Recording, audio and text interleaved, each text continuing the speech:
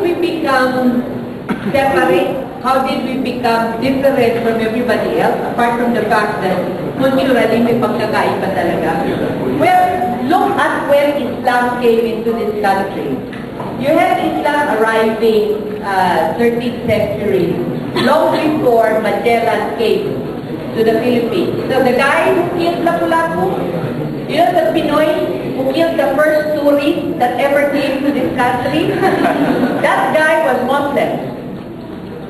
Because prior to the arrival of the Spaniards, it was really Islam that brought the influences that shaped governance in this country. So yung mga dato system naging sultanate, and when Magellan came, the sultanates of Mindanao were so influential that the datos of Manila, Cebu, owed allegiance to the sultans of the south.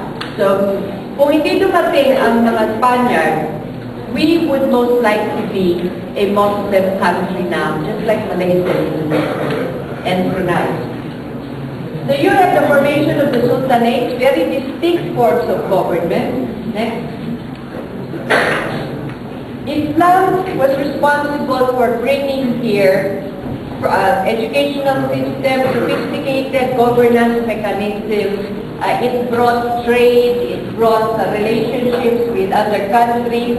All of these are attributed by the Bangsamoro to the influence of Islam. Next.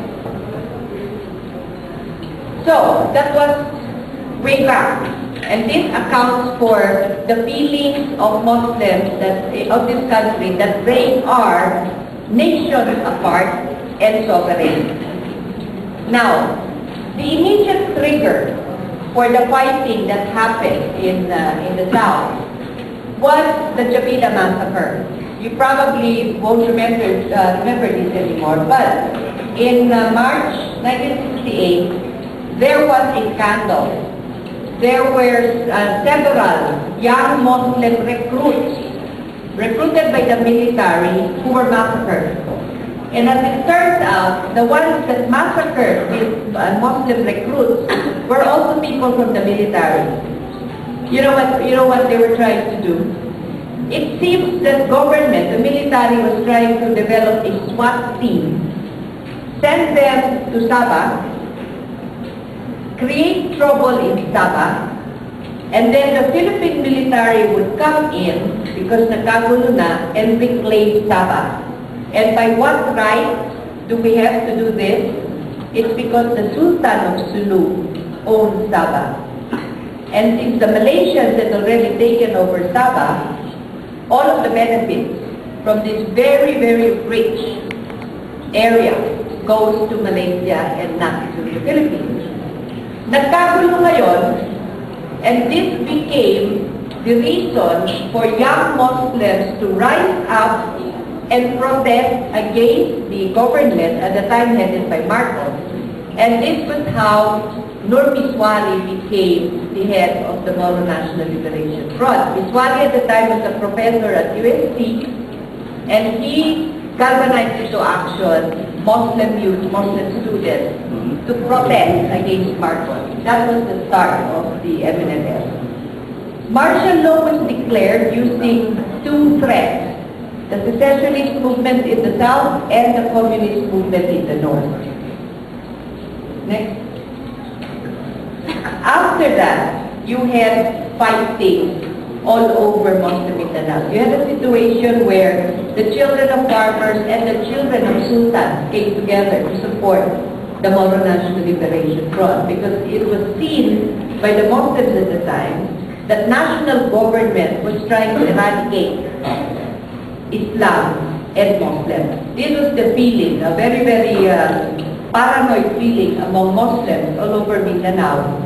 And it was not exactly so much paranoia because our experience in the South was that the military attempt to control the situation led to the violence of Muslim communities. You have several Muslim armed groups that have established themselves since martial law was declared. We of course have the Moro National Liberation Front that fought for independence. The original demand was independence because they said we are sovereign as a people. Afterwards, the Moro Islamic Liberation Front splintered from the MNLF, and then over the last 10 to 15 years, you have this new group that has put a lot of fear into the hearts and minds of Filipinos everywhere. And that's the Absaya. Next. So you know all about the MNLF. Ms. Wari founded the MNLF. The central core of the MNLF has been Sulu and the island. This is the group that signed a peace agreement with government September 2, 1996. Ms. Wari was arrested in 2001 on charges of rebellion. And he has been jailed. He's now under house arrest in New Manila since 2001. The MNLF, which used to be the dominant liberation front for Muslims in this country, has fragmented. And the MNLF actually attributes the fragmentation to Malacanang itself. So that's a long story. You can ask Alfred about it and he will tell you the whole story. The MNLF to this day enjoys a lot of support from the Muslim community because the Muslims feel that the MNLF, a liberation front, fights for the rights of Muslim citizens, especially those from the island. Next. What about the MILF? MILF spun away from the MNLF because of some